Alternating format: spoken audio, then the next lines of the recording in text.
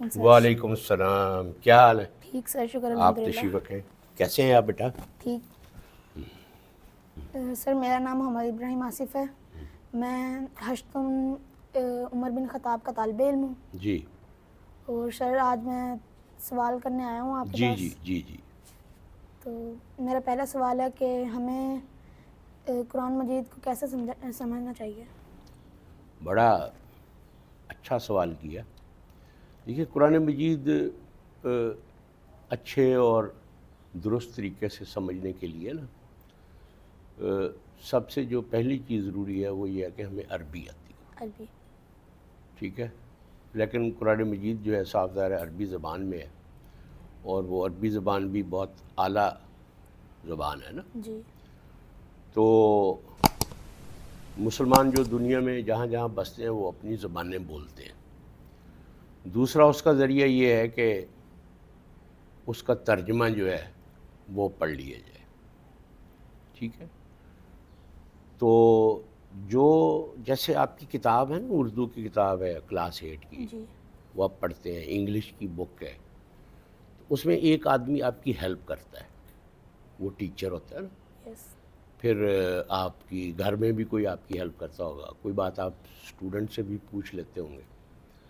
تو اس میں یہ ہوتا ہے کہ ترجمہ بھی پڑھیں, اور ایک ایسے آدمی سے جو قرآن مجید سے خود واقف ہو, اس سے بھی ہم پوچھ سکتے ہیں کہ قرآن مجید میں اللہ تعالیٰ نے کیا کہا ہے, تاکہ ہم اللہ تعالیٰ کی بات کو اچھے طریقے سے سمجھ کر اس پر عمل کرنے کے قابل ہو جائیں. جی. تو اصل چیز یہ ہے ایمان لانا نا, کہ اس میں اللہ تعالیٰ نے جو باتیں بتائی ہیں ان کو سچ اور حق ماننا. عمل کی باتیں اس میں جو ہیں وہ موجود ہیں. زیادہ تر باتیں جو ہیں وہ ایسی ہیں جو اللہ تعالیٰ نے بیان کی ہیں کہ یہ دنیا کیا ہے, اس کا نظام کیسے چلتا ہے. اللہ تعالیٰ نے اپنا تعارف کرایا ہے جی. کہ میں کون سی ذات ہوں, اپنی اس کی صفات کیا ہیں, اس نے اس دنیا کو کس لیے بنایا ہے, انسان کو کس لیے بھیجا ہے. تو اس طرح کی جو بنیادی انسانی زندگی کی سوالات ہیں ان کا جواب قرآن مجید میں ہمیں مل جاتا ہے. تو قرآن مجید کو سمجھنے کا سب سے اچھا طریقہ یہ ہے کہ ہم عربی سیکھیں. دوسرا طریقہ یہ ہے کہ ہم ترجمے سے بھی مدد لے لیں جی. اگر عربی نہیں آتی.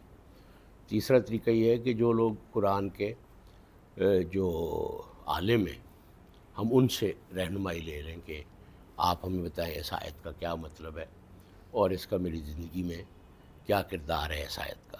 تو اس طریقے سے ہم قرآن مجید کو سمجھ سکتے ہیں. لیکن اگر آپ قرآن مجید کی تلاوت بھی کرتے رہیں تو اس سے بھی ایک فائدہ ہوتا ہے. ٹھیک ہے نا, کیونکہ یہ اللہ کی کتاب ہے نا. جی.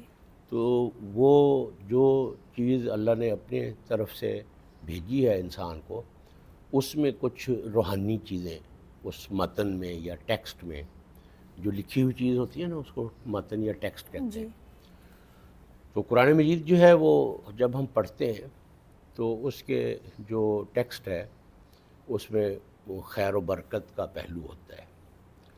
تو اس سے انسان کی جو اس کے اندر جو بری چیزیں ہیں وہ کم ہو جاتی ہیں اور اس کا تزکیہ ہو جاتا ہے. تزکیہ ہو جانے کا مطلب یہ ہے صاف ہو جاتا ہے. ٹھیک ہے نا. یعنی اگر کوئی چیز ہے اور وہ میلی ہو تو وہ اچھی نہیں لگتی. جی. اسی طرح انسان بھی ایک اچھی چیز ہے نا. تو اس کا جو ہم اپنے جسم کو بھی صاف رکھتے ہیں تو ہم اپنے اندر کو بھی صاف رکھتے ہیں. جی. تو جب ہم تلاوت کرتے ہیں نا تو ہمارا جو اندر ہے انسان, نفس انسانی جو ہے جس کو, تو وہ پاک ہو جاتا ہے.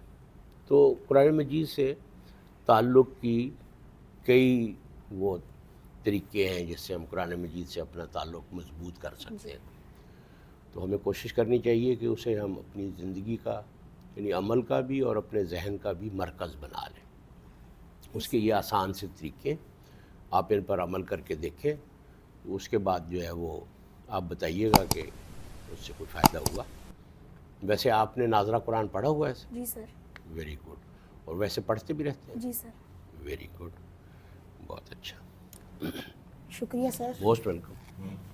انشاءاللہ اگلی دفعہ بھی میں آپ کے لیے سوال ضرور بہت سارے لے کے آؤں گا. ضرور ضرور ضرور. Thank you. ماشاء اللہ بہت اچھے بیٹا.